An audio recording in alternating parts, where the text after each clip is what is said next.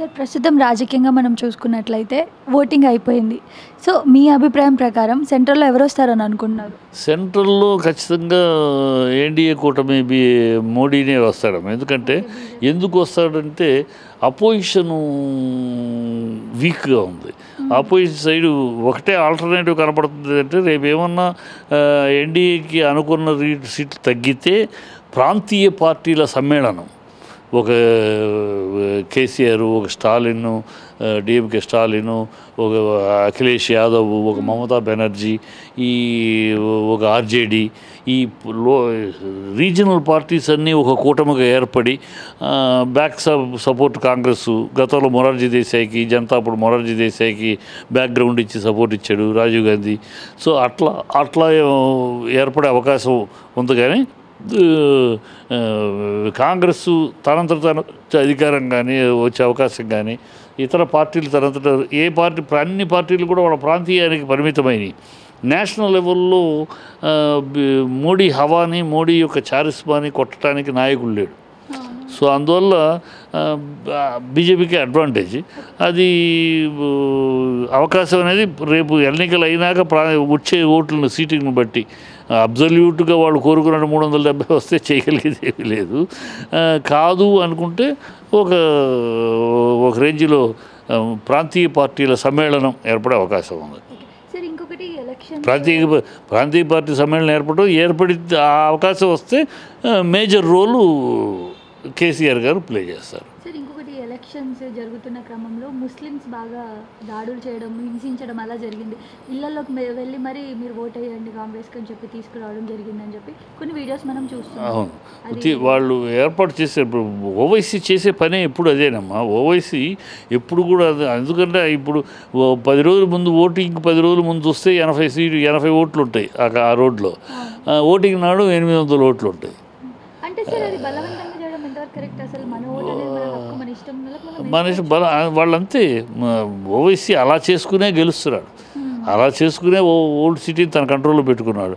దొంగ ఓట్లు బీహార్ నుంచి వచ్చిన వాళ్ళు, బంగ్లాదేశ్ నుంచి వచ్చిన వాళ్ళు వాళ్ళందరికీ ఓటింగ్ ఐడీలు ఉన్నాయి. వాళ్ళు ఎన్నికలప్పుడు వస్తారు ట్రైన్లో వస్తారు ఓట్లు వేసి వెళ్ళిపోతారు, మళ్ళీ కనపడరు ఇక్కడ. సో అది అతను స్టామినా, అది అతని బలమే. అది దాన్ని ఛేదించడం అంటే వీళ్ళెవ్వరూ ఛేదించరు. కాంగ్రెస్ ఛేదించదు, బీజేపీ ఛేదించదు. ఎందుకంటే వాళ్ళకి ఆ ఇష్యూ కావాలి. ముస్లిం హిందూ అనే గొడవ అది అలా రగులుతూ ఉండాలి.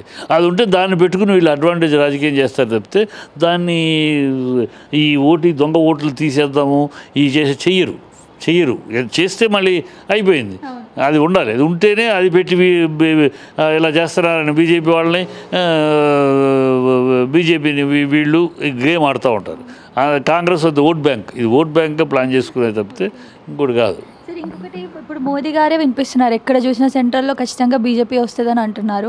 బట్ అదేంటి అని అంటే ముస్లిమ్స్ కొంతమంది ఏమన్నారంటే రామ మందిరం కట్టడం వల్లనే అలా పాజిటివ్ అయ్యారు, కాకపోతే ఇంకేమీ లేదు, హిందువులకి చేశారు, రామ మందిరం కట్టారు కాబట్టి గెలుస్తున్నారని చెప్పి ఒక టాక్ ఉంది. అది రామ మందిరం కట్టడం వల్ల గెలుస్తారు అనేదాన్ని నేను ఎందుకంటే రామ మందిరం ఫుడ్ పెట్టదు. రాముడేమి బీజేపీ మెంబర్ కాదు, పార్టీ మెంబర్ కాదు కదా. అది రామ మందిరం ఫుడ్ పెడుతుంది అలా కాదు. అంతర్జాతీయంగా మోడీ తీసుకొచ్చిన క్రెడిబిలిటీ, అంతర్జాతీయంగా ఇప్పుడు ప్రపంచ దేశాలు మన దేశాన్ని గురించి మాట్లాడుతున్నాయి, మన దేశాన్ని గురించి గౌరవిస్తున్నాయి, మన దేశానికి అగ్రస్థానం కల్పిస్తున్నారు. ఎకనామికల్గా స్థాయి పెరిగింది. ఈ కారణాల వల్ల బీజేపీలో ఆయన ఇమేజ్ పెరిగింది. కానీ రామాలయం అనేది ఒక అడిషనే. కానీ రామాలయం వల్ల ఓట్లు వచ్చేస్తాయి, రామాలయం వల్ల ఓట్లు పడిపోతాయి అంటే అది అంగీకరించాల్సిన విషయం కాదు. ఒక మోస్తరు ఉండొచ్చు, అదే ఉంది రామాలయం కట్టారని.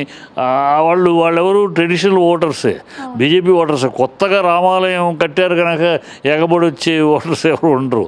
ఇప్పుడు రాముడు వాళ్ళకి దేవుడే, నాకు దేవుడే, మీకు దేవుడే, ఎవరికైనా రాముడు ఈ దేశానికి అందరూ ఆయన గుణదవిరాముడు, సుగుణాభిరాముడు, అందరూ ఆయన ఉదాహరణకు కూడా రాముడు మంచి బాలుడు, బాగుంటే రాముడు ఒక వైఫ్తో ఉంటే రాముడు ఏకపత్తి వద్దు, ఇవన్నీ సమాజంలో పాతుకుపోయిన ఒక లక్షణాలు.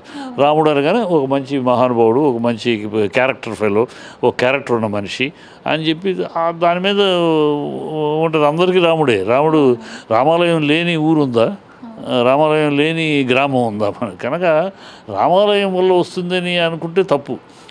దానివల్ల అనుకోవట్లేదు. అది ఉండొచ్చు, ఒక పర్సెంటేజ్ ఉండొచ్చు, కానీ మెయిన్గా ఆయన దేశాన్ని యొక్క ప్రతిష్టను పెంచాడు అనేది చాలామంది ఫీల్ అవుతున్నారు.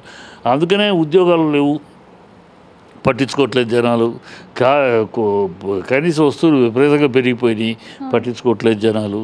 పెట్రోల్ పెరిగిపోయి పట్టించుకోవట్లేదు జనాలు. వాళ్ళకి ఏంటంటే నేను ఇండియన్ అన్న మాటకు గౌరవం దక్కుతుంది, ఈ మోడీ వల్ల ఆ గౌరవం వస్తుంది అనే దాంట్లో ఉండిపోతున్నారు. అది ఎంతవరకు ఇప్పుడు ఈ ఎన్నికల్లో అది వాళ్ళు చెప్తున్నట్టు 400 సీట్లకు వెళ్తుందా, లేదు కేవలం అది మాట ఇదే కానీ అంత వెళ్ళదా అనేది క్వశ్చన్ మార్క్. వెళుతుంది అని అందరూ అంటున్నారు. నా ఉద్దేశంలో ఇది ఎక్కడన్నా ఆ రిజర్వేషన్ పాయింట్, ఇవాళ రిజర్వేషన్ పాయింట్ అనవసరంగా గెలుగుతున్నారు. రిజర్వేషన్ని తీసేస్తామని చట్ట ప్రకారం చేస్తామని చెప్పాలి, కానీ తీసేస్తామని అంటే ముస్లిమ్స్కి ఇచ్చి తీసేస్తాము అనవసరంగా ఒక వర్గాన్ని నొక్కి చెప్పటం, నొక్కి గెలటం అంటారు దీన్ని. తీసేస్తామేంటి? ఎందుకు తీసేస్తారు?